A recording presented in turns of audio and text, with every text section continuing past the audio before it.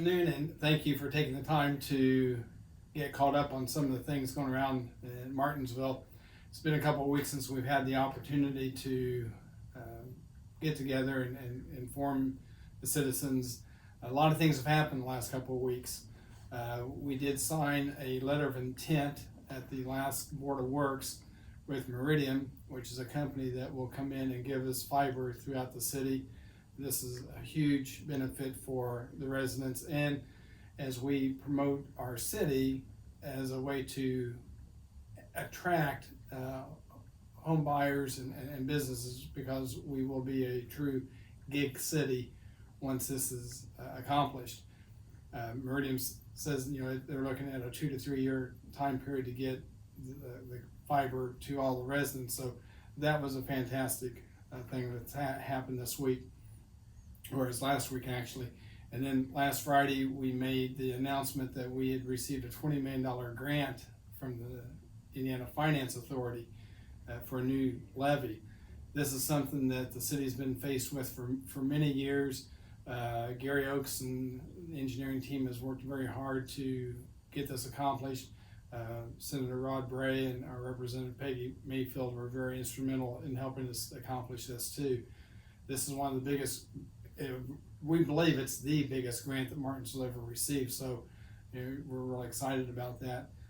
We've not got a timetable yet of when this will be constructed, but we'll be doing some preliminary core sampling this winter, and we'll keep you updated as we know more information on that. But again, it's a fantastic win for the city, because without this new levee, there'd be about 400 homeowners and 70 business owners that would either have to upgrade their flood insurance or get flood insurance possibly for the first time. So this is again a huge benefit for our city. Also, we're going to be starting on the South Street project. We're going to be starting taking some houses down in that area, removing some trees to get started on that. And Gary Oakes will give you more information on that and on the levee too, as an update for him. Again, a lot of great things are happening here in the city. We announced a few weeks ago that D.R. Horton will be purchasing some property from Glenn and Ruth Russell out around Artesian Boulevard. Rick Hammock, Bill and Vic Spina are starting to build homes out in Indian Hills. Those two subdivisions alone will be about 400 new homes.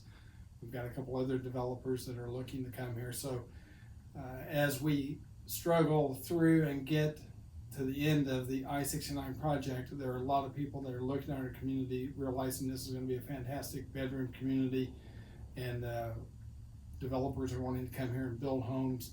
So this will help the merchants downtown, merchants out in Grand Valley, and also our school systems here in Martinsville. So again, a lot of great things are happening. We'll keep you updated as they come about. And before I turn this over to Gary, I just want to make a comment in regards to the trick or treat hours that we put out. The recognized trick or treat day is going to be on Saturday, October 30th. A lot of thought was put into this, and one of the main reasons is a lot of our local churches still have church services on Sunday evening, and we did not want to interfere with that. And also, I was up at the ballpark last week, asked several parents, and they felt like the Saturday would be the best time for us to make that as our recognized trick-or-treat time. Again, it'll be Saturday, October 30th from 6 to 8:30. Now next year, the 31st, on a Monday, trick-or-treat will be back to the normal Halloween night on the 31st.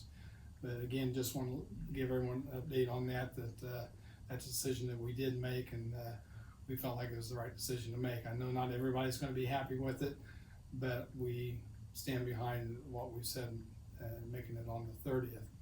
Again, I'm going to let Gary explain a little more about South Street and the levee. Appreciate you taking the time to catch the update for the city. Thank you. Good afternoon. This is Gary Oakes. It's Friday, October the 8th, middle of the afternoon. I'm going to catch you up on maybe the last couple of weeks around town, what we've been doing. More specifically, The Miller Water Project that's downtown is coming closer to a close. You still see some plates laying in the street, and what happens there is those are relative to where our old system was that has to be disconnected from all the new. What the problem is because, and that's the excuse we all hear, is that because of COVID, some of those parts aren't available to do that. It's called a line stop, and we need to put in at each one of those intersections those line stops to disconnect from the other side. In fact, you'll still see a few of the old hydrants sitting right next to the new water hydrant that haven't been able to line stop and get off the system. So we're still waiting on parts there. We've requested, because of the Buy American clause in our contract, we've requested to be able to use foreign material for that.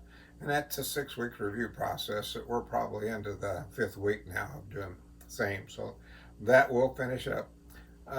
The other half of our water project is up at the water plant, and the last new well is online. It's designated well number 8. So the new wells are 6, 7, and 8.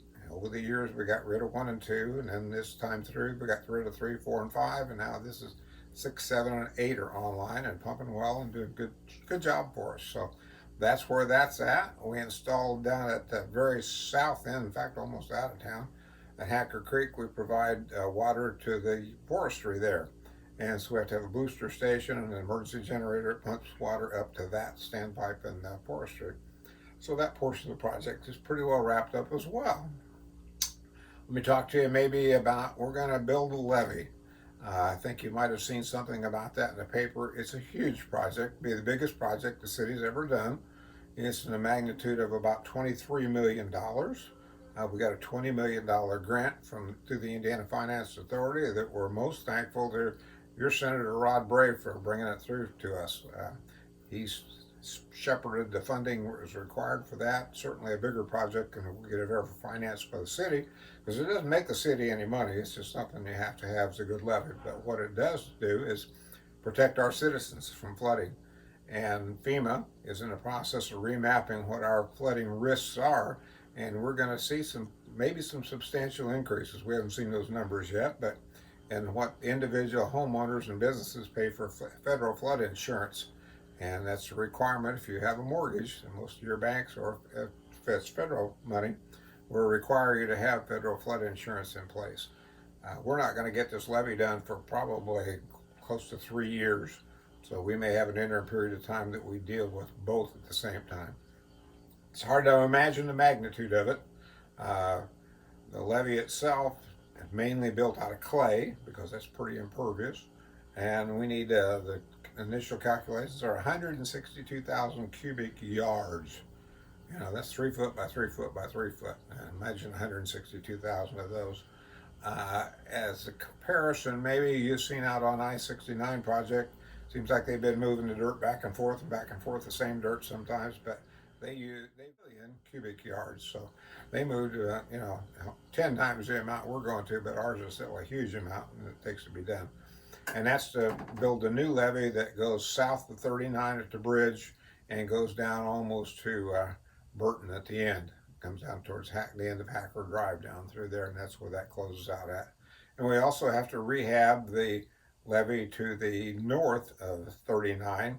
It's the original NDOT levee. It's got trees growing in it on the riverward side, and that's certainly not allowed because if one of those trees should fail and pull a root ball out, you'd have a breach in the levee and would have water coming through.